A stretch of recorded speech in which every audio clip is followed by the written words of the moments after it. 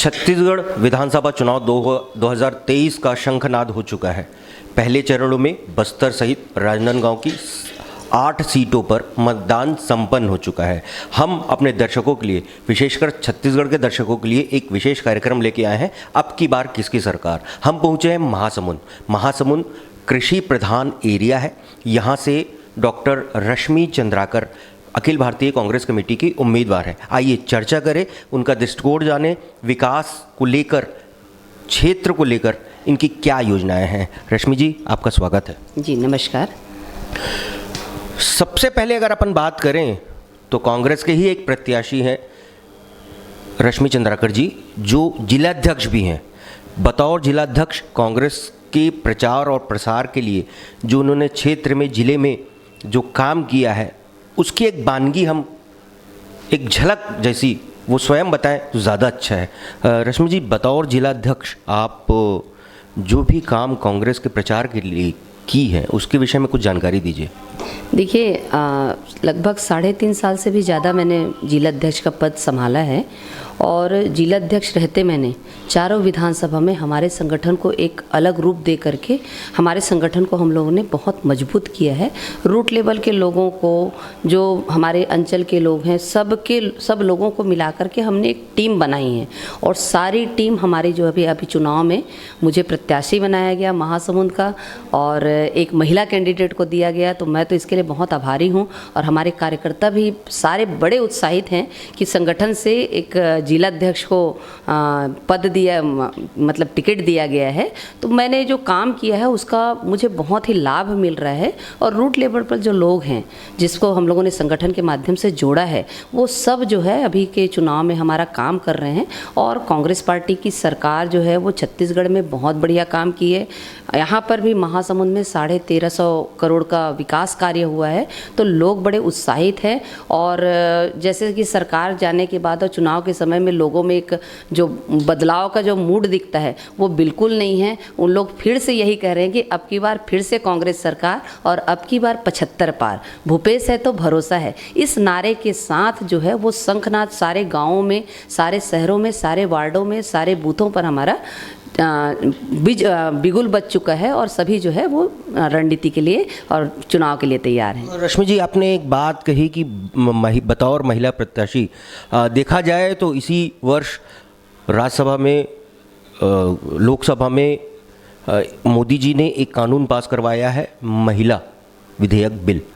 उसमें 33% आरक्षण की बात की गई है, लेकिन अगर देखा जाए तो 18 महिला प्रत्याशियों को छत्तीसगढ़ कांग्रेस कमेटी ने टिकट दिया है। तो इसको आप किस दृष्टिकोण से देखती हैं? देखिए, मोदी जी जुमलेबाजी में माहिर हैं और मोदी जी ने जो कहा वो कभी करते नहीं।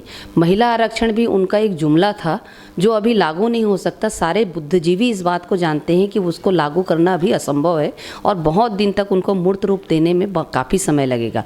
महिला आरक्षण की बात कहें तो हमारे स्वर्गीय राजीव गांधी जी, जिन्होंने जो आरक्षण की बात कही थी पंचायत लेवल पर 50% आरक्षण की, ये हम देखने को मिलता है और ये इसका हम लोग लाभ ले रहे हैं। पर उन्होंने सिर्फ इस चुनाव के लिए जुमला फेंका था और महिलाओं का उनका कोई कुछ उनको लाभ दे रहे हैं ऐसा कहीं पर उनको भारतीय जनता पार्टी का मुझे नहीं दिखा। लेकिन कांग्रेस पार्टी, बतौर मैं यहाँ पर जिलाध्यक्ष के पोस्ट पर रही, क्योंकि महिला कांग्रेस एक अलग विंग रहती है, लेकिन जिला कांग्रेस कमेटी का प्रभार भी मुझे महिला को दिया गया था। आज हमारे महासमुंद जिले में 2 महिला को महिला प्रत्याशी दिया गया है, तो ये 50% आरक्षण हमारे महासमुंद जिले को मिला है। तो 18 महिलाओं को टिकट दिया गया है, तो इससे साफ जाहिर होता है कि ये उनका जुमला था और उस जुमला को लागू जो है कांग्रेस पार्टी की सरकार ने की है। तो इससे साफ समझ में आता है कि कांग्रेस पार्टी जो कहती है वो करती है और जो महिलाओं का सम्मान करने में कांग्रेस पार्टी आगे रही है। महासमुंद में भी महिला वोटर बहुत ज़्यादा हैं, तो उन्होंने सम्मानजनक यहाँ पर महिला प्रत्याशी उतारे हैं। नहीं, आपने कुछ समय पूर्व अभी कहा कि भूपेश है तो भरोसा है। 6 महीने से जो हाईकमान के निर्देश प्राप्त हो रहे हैं, उसको देखते हुए ये जो होर्डिंग्स चल रहे थे भूपेश है भरोसा है, वो बदलकर भरोसे की सरकार में कन्वर्ट हो गया। तो कहीं ना कहीं आप ये मानती हैं कि जो बड़े नेता है उनमें आपसी रंजिश है या किसी प्रकार का मनमुटाव है? नहीं, बिल्कुल नहीं है। ये सिर्फ थोड़े से लोगों ने अपना बना लिया है, बाकी हमारे आपसी ऊपर में कहीं पर कोई रंजिश नहीं है। आदरणीय हमारी प्रभारी आदरणीय शैलजा दीदी और हमारी पूरी टीम, सीएम साहब, आदरणीय टीएस सिंहदेव जी, आदरणीय बैस जी, उनकी पूरी टीम एकजुट होकर के एक कार्य कर रहे हैं और हमारा एक ही गुट है। और हमने यही कहा है कि हमारे पूरे 90 विधानसभा में प्रत्याशी नहीं लड़ रहे हैं, पंजा छाप चुनाव लड़ रहा है। पंजा छाप हमारा सिंबल है और पंजा छाप ही चुनाव लड़ रहा है। यहाँ पर भी रश्मि चंद्राकर चुनाव नहीं लड़ी, पंजा छाप चुनाव लड़ रहा है। तो वहाँ पर ऐसी सब बातें कहीं पर नहीं हैं। और भूपेश से तो भरोसा है, ये सिर्फ नारा नहीं है, ये लोगों के दिल में उतर चुका है और लोगों के दिल में भरोसा जागृत हो चुका है। अगर बतौर जिलाध्यक्ष रश्मि चंद्राकर की बात करें तो कुछ समय पूर्व एक पत्र बड़ा वायरल हुआ था जिसमें आपने निर्देशित किया था कि जितने भी विकास कार्य हो रहे हैं आपकी टीम के निरीक्षण के पश्चात भी इस पर भुगतान हो, तो संगठन कहीं ना कहीं सरकार पर हावी होता दिख रहा था। नहीं, आपका ये थोड़ा सा मैं इस बात को काटूंगी। आपने कहा जितने भी निर्माण कार्य, मेरा लेटर वो नहीं गया था। मेरे पास सरायपाली विधानसभा से कार्यकर्ताओं का एक पूरा ग्रुप आया था जिन्होंने एक निर्माण कार्य की शिकायत की थी और उस निर्माण कार्य में गुणवत्ता गुणवत्ता जो है वहाँ पर कमी थी, जिसका शिकायत मेरे पास आया था। बतौर जिलाध्यक्ष शायद उन लोगों ने किसी संगठन के लोगों को, सत्ता के लोगों को उन लोगों ने कंप्लेन किया था, बट वहाँ पर सुनवाई नहीं हो रही थी तो उन लोग मेरे पास आए। अब मीडिया ने इस बात को उछाला कि बतौर जिलाध्यक्ष आप लेटर नहीं लिख सकते, तो मेरे को लगता है कि ये चीज़ नहीं होनी चाहिए। एज ए जनप्रतिनिधि अगर मुझे क्षेत्र की जनता अगर कोई शिकायत दे रही है तो उसको मैंने ये लिखा था कि भाई आप जो है इस पर ऊपर में कहीं पर कोई रंजिश नहीं है। आदरणीय हमारी प्रभारी आदरणीय शैलजा दीदी और हमारी पूरी टीम, सीएम साहब, आदरणीय टीएस सिंहदेव जी, आदरणीय बैस जी, उनकी पूरी टीम एकजुट होकर के एक कार्य कर रहे हैं और हमारा एक ही गुट है। और हमने यही कहा है कि हमारे पूरे 90 विधानसभा में प्रत्याशी नहीं लड़ रहे हैं, पंजा छाप चुनाव लड़ रहा है। पंजा छाप हमारा सिंबल है और पंजा छाप ही चुनाव लड़ रहा है। यहाँ पर भी रश्मि चंद्राकर चुनाव नहीं लड़ी, पंजा छाप चुनाव लड़ रहा है। तो वहाँ पर ऐसी सब बातें कहीं पर नहीं हैं। और भूपेश से तो भरोसा है, ये सिर्फ नारा नहीं है, ये लोगों के दिल में उतर चुका है और लोगों के दिल में भरोसा जागृत हो चुका है। अगर बतौर जिलाध्यक्ष रश्मि चंद्राकर की बात करें तो कुछ समय पूर्व एक पत्र बड़ा वायरल हुआ था जिसमें आपने निर्देशित किया था कि जितने भी विकास कार्य हो रहे हैं आपकी टीम के निरीक्षण के पश्चात भी इस पर भुगतान हो, तो संगठन कहीं ना कहीं सरकार पर हावी होता दिख रहा था। नहीं, आपका ये थोड़ा सा मैं इस बात को काटूंगी। आपने कहा जितने भी निर्माण कार्य, मेरा लेटर वो नहीं गया था। मेरे पास सरायपाली विधानसभा से कार्यकर्ताओं का एक पूरा ग्रुप आया था जिन्होंने एक निर्माण कार्य की शिकायत की थी और उस निर्माण कार्य में गुणवत्ता जो है वहाँ पर कमी थी, जिसका शिकायत मेरे पास आया था। बतौर जिलाध्यक्ष शायद उन लोगों ने किसी संगठन के लोगों को, सत्ता के लोगों को उन लोगों ने कंप्लेन किया था, बट वहाँ पर सुनवाई नहीं हो रही थी तो उन लोग मेरे पास आए। अब मीडिया ने इस बात को उछाला कि बतौर जिलाध्यक्ष आप लेटर नहीं लिख सकते, तो मेरे को लगता है कि ये चीज़ नहीं होनी चाहिए। एज ए जनप्रतिनिधि अगर मुझे क्षेत्र की जनता अगर कोई शिकायत दे रही है तो उसको मैंने ये लिखा था कि भाई आप जो है इस पर जांच करिए और जांच के बाद में भुगतान करिए। मेरा लेटर ये गया था। उसको मीडिया के माध्यम से, सोशल मीडिया के माध्यम से तोड़ मड़ोड़ के उसको जो है गलत तरीके से पेश किया गया। भाई जनता की शिकायत को लेना, चाहे मैं पक्ष में रहूं या विपक्ष में रहूं, जनता की शिकायत अगर जिलाध्यक्ष के पास आ रहे हैं तो भी जनप्रतिनिधि होने के नाते मुझे वो चीज़ आगे बढ़ना पड़ेगा। और मैंने ओरली दिया था, ओरली जब उस पर शिकायत पर अमल नहीं हुआ था तो मैंने जो है उस पर लिखित पे दिया था। उसको जो है मीडिया और कुछ विपक्षी दलों ने उसको जो है इशू बनाया था, बट उसमें कहीं पर कुछ भी ऐसा नहीं लिखा गया था। आप चाहे तो उसको मैं लेटर भी दिखा सकती हूँ। नहीं, मैं वो पत्र की प्रति मेरे पास अभी भी उपलब्ध है। महत्वपूर्ण बात ये होती है कि सरायपाली विधानसभा क्षेत्र से कांग्रेस के ही विधायक किस्मत लाल नंद, जो वर्तमान में बागी होकर चुनाव लड़ रहे हैं, वही विधायक थे। तो स्थानीय विधायक से मैं इस बात को काटूंगी आपका।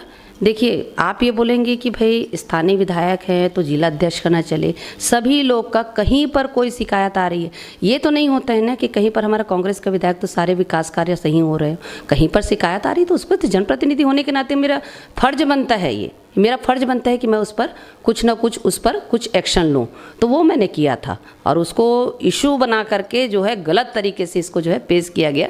मेरे आप 2010 से लेकर के आज 2023 है, आप मेरा पूरा बायोडाटा देख लीजिए, कहीं पर मेरा कोई कहीं पर ऐसा कहीं पर नाम नहीं आया। मैंने सिर्फ जनता की बात सुनी है, जनता के लिए कार्य किया है, जनता के विकास कार्यों के लिए कार्य किया। कहीं पर मुझे गलत लगा, चाहे मेरे सत्ता में ही क्यों ना हो, कहीं पर मेरे सरकार में भी अगर कहीं पर गलत आया है तो मैंने उस पर भी आवाज़ उठाई है। तो ये मेरा फ़र्ज़ बनता है एज ए जनप्रतिनिधि। ऐसा नहीं है कि मैं सत्ता में हूँ या मेरी सरकार है तो मैं गलत चीज़ों को चुपचाप मैं सह लूँ। मैं अगर मेरे गलत लग रहा है तो मेरा अगर सरकार भी है तो मैंने उस पर आवाज़ उठाई है और एज ए जनप्रतिनिधि, और अगर सही में जनप्रतिनिधि है तो ये जो है ऐसा होना चाहिए, ये मेरा मानना है। चलिए रेशम जी, अगर अपन जातीय जनगणना की बात करें, 2 दिन पूर्व आपके नेता राहुल गांधी ने अंबिकापुर में कहा था कि इस चुनाव के बाद जातिगत जनगणना छत्तीसगढ़ में भी होगी और उस आधार पे आगे के कामों को स्वीकृत किया जाएगा। तो कुछ समय पूर्व ही मुख्यमंत्री भूपेश बघेल ने भी ये कहा है और स्वीकार भी किया है कि जातिगत जनगणना हो चुकी है छत्तीसगढ़ में। कहा तो जरूर जाता है कि छत्तीसगढ़ एक आदिवासी राज्य है, आप स्वयं ओबीसी वर्ग को बिलोंग करती हैं, बड़ी नेता हैं, उसके बावजूद ओबीसी वर्ग को जो स्थान राजनीति में मिलना चाहिए वो दिखता नहीं है। देखिए, जातिगत जनगणना बहुत ज़रूरी है।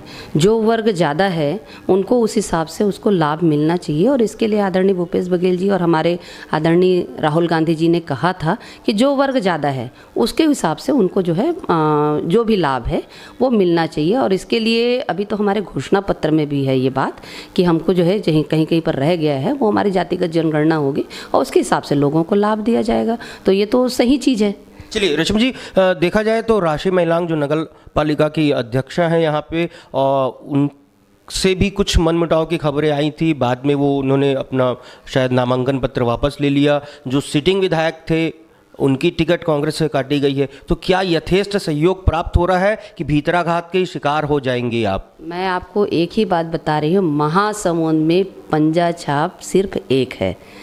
मैं बन रही हूँ तो राशि महिलांग बन रही है, मैं बन रही हूँ तो आदरणीय विनोद चंद्राकर जी बन रहे हैं, मैं बन रही हूँ तो आदरणीय अग्नि चंद्राकर जी बन रहे हैं, जितने हमारे प्रत्याशी हैं, मैं बन रही हूँ तो लक्ष्मण पटेल जी बन रहे हैं। हम सब एक हैं और सभी मेरे लिए कार्य कर रहे हैं। किसी की तरफ से कोई मनमुटाव नहीं है, सभी लोग पंजा छाप का काम कर रहे हैं। ये सिर्फ कहीं ना कहीं बरगलाने की बात आ रही है और ये विपक्षों की साजिश है जो हम लोगों को तोड़ने की बात करते हैं। वैसे भी कांग्रेस पार्टी जो है सर्वहिताय और लोगों को जोड़ने की बात करती है। तो हम सब एक हैं और एक साथ मिलकर के कार्य कर रहे हैं। सभी लोगों का सहयोग मुझे प्राप्त हो रहा है और यहाँ पर कांग्रेस पार्टी जैसे अलग अलग गुट, सिर्फ वो बोलने की बातें हैं, कोई गुट नहीं है। हमारा सिर्फ एक गुट है, पंजा छाप का गुट है, कांग्रेस का गुट है और हम सब एक हैं।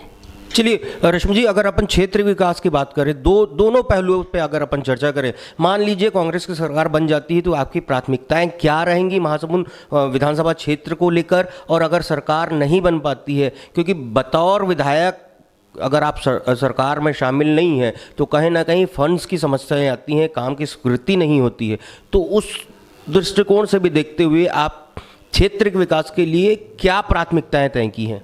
मैं तो आपकी दूसरी बात को सीधा नकारती हूँ। सरकार हमारी बनेगी और हम भरपूर विकास करेंगे, ये हमारा विश्वास। मिलना चाहिए वो दिखता नहीं है। देखिए, जातिगत जनगणना बहुत ज़रूरी है। जो वर्ग ज़्यादा है उनको उस हिसाब से उसको लाभ मिलना चाहिए और इसके लिए आदरणीय भूपेश बघेल जी और हमारे आदरणीय राहुल गांधी जी ने कहा था कि जो वर्ग ज़्यादा है उसके हिसाब से उनको जो है जो भी लाभ है वो मिलना चाहिए। और इसके लिए अभी तो हमारे घोषणा पत्र में भी है ये बात कि हमको जो है कहीं कहीं पर रह गया है वो हमारी जातिगत जनगणना होगी और उसके हिसाब से लोगों को लाभ दिया जाएगा। तो ये तो सही चीज़ है। चलिए रेशम जी, देखा जाए तो राशि महिलांग जो नगर पालिका की अध्यक्षा हैं यहाँ पे, उनसे भी कुछ मनमुटाव की खबरें आई थी। बाद में वो उन्होंने अपना शायद नामांकन पत्र वापस ले लिया। जो सिटिंग विधायक थे उनकी टिकट कांग्रेस से काटी गई है। तो क्या यथेष्ट सहयोग प्राप्त हो रहा है कि भीतराघात के शिकार हो जाएंगे आप? मैं आपको एक ही बात बता रही हूँ, महासमुंद में पंजा छाप सिर्फ एक है। मैं बन रही हूँ तो राशि महिलांग बन रही है, मैं बन रही हूँ तो आदरणीय विनोद चंद्राकर जी बन रहे हैं, मैं बन रही हूँ तो आदरणीय अग्नि चंद्राकर जी बन रहे हैं, जितने हमारे प्रत्याशी हैं, मैं बन रही हूँ तो लक्ष्मण पटेल जी बन रहे हैं। हम सब एक हैं और सभी मेरे लिए कार्य कर रहे हैं। किसी की तरफ से कोई मनमुटाव नहीं है, कोई सभी लोग पंजा छाप का काम कर रहे हैं। ये सिर्फ कहीं ना कहीं बरगलाने की बात आ रही है और ये विपक्षों की साजिश है जो हम लोगों को तोड़ने की बात करते हैं। वैसे भी कांग्रेस पार्टी जो है सर्वहिताय और लोगों को जोड़ने की बात करती है। तो हम सब एक हैं और एक साथ मिलकर के कार्य कर रहे हैं। सभी लोगों का सहयोग मुझे प्राप्त हो रहा है और यहाँ पर कांग्रेस पार्टी जैसे अलग अलग गुट, सिर्फ वो बोलने की बातें हैं, कोई गुट नहीं है। हमारा सिर्फ एक गुट है, पंजा छाप का गुट है, कांग्रेस का गुट है और हम सब एक हैं। चलिए रश्मि जी, अगर अपन क्षेत्र विकास की बात करें, दोनों पहलुओं पे अगर अपन चर्चा करें, मान लीजिए कांग्रेस की सरकार बन जाती है तो आपकी प्राथमिकताएं क्या रहेंगी महासमुंद विधानसभा क्षेत्र को लेकर? और अगर सरकार नहीं बन पाती है, क्योंकि बतौर विधायक अगर आप सरकार में शामिल नहीं हैं तो कहीं ना कहीं फंड्स की समस्याएं आती हैं, काम की स्वीकृति नहीं होती है, तो उस दृष्टिकोण से भी देखते हुए आप क्षेत्र के विकास के लिए क्या प्राथमिकताएं तय की हैं? मैं तो आपकी दूसरी बात को सीधा नकारती हूँ। सरकार हमारी बनेगी और हम भरपूर विकास करेंगे, ये हमारा विश्वास है। और अब की बार 75 पार का नारा हम दे रहे हैं, तो मैं समझती हूँ कि इस बार हमारी सरकार भी है, हमको फंड भी बहुत मात्रा में हमको उपलब्ध होगा। पिछले बार भी हमने 1350 करोड़ का यहाँ पर विकास कार्य आदरणीय हमारे विधायक विनोद सेवनलाल चंद्राकर जी द्वारा कराया गया है और अगले बार भी इससे भी बढ़ कर के हमारा जो है विकास कार्य होगा और हमारी सरकार भी बनेगी। और मेरी प्राथमिकताएं, जैसे कहीं पर कुछ विकास कार्य छूट गए हैं, बहुत सारे विकास कार्य छूट गए हैं, क्योंकि एक सतत प्रक्रिया है, विकास तो एक सतत प्रक्रिया है, लगातार मांग आते रहते हैं और वो करते रहते हैं। तो बहुत सारे विकास कार्य जो छूट गए हैं वो कार्यों को हम करेंगे। मेरी प्राथमिकता ज़्यादातर युवाओं और महिलाओं पर रहेंगी कि महिलाएं सबल हो सके, अपने रोजगार को आगे बढ़ा सके। हमारे जो युवा हैं, युवा वर्ग भी उस पर थोड़ा सा अच्छा सा कार्य कर सके। और शिक्षा की ओर भी मेरा ज़्यादा झुकाव है कि मैं लोगों को चाहती हूँ कि जो बच्चे हैं, अधिकतर गाँव में अधिकतर मेरे को देखने को मिलता है कि बच्चे पढ़ाई छोड़ करके काम में लग गए हैं। तो मेरा जो है ये थोड़ी सी जो जन जागरूकता है और समाज को जागरूकता है, इस पर भी मैं थोड़ा सा फोकस करना चाहूँगी कि लोगों में जागरूकता है। सरकार संसाधन दे रही है, सरकार कार्य कर रही है, सरकार सारी चीज़ें कर रही है, पर लोगों के अंदर जागरूकता की कमी की वजह से जो बच्चों को पढ़ाना चाहिए, बच्चों को आगे बढ़ाना चाहिए, ये थोड़ी सी कम हो रही। तो मैं सोचती हूँ कि इसके लिए थोड़ा सा जागरूकता हम लोगों को समाज में और गाँव में आने की सख्त ज़रूरत है। तो ये एक मुहिम के तहत और एक लोगों को थोड़ा सा जागरूक करने का कार्य शिक्षा के प्रति भी मेरा रहेगा।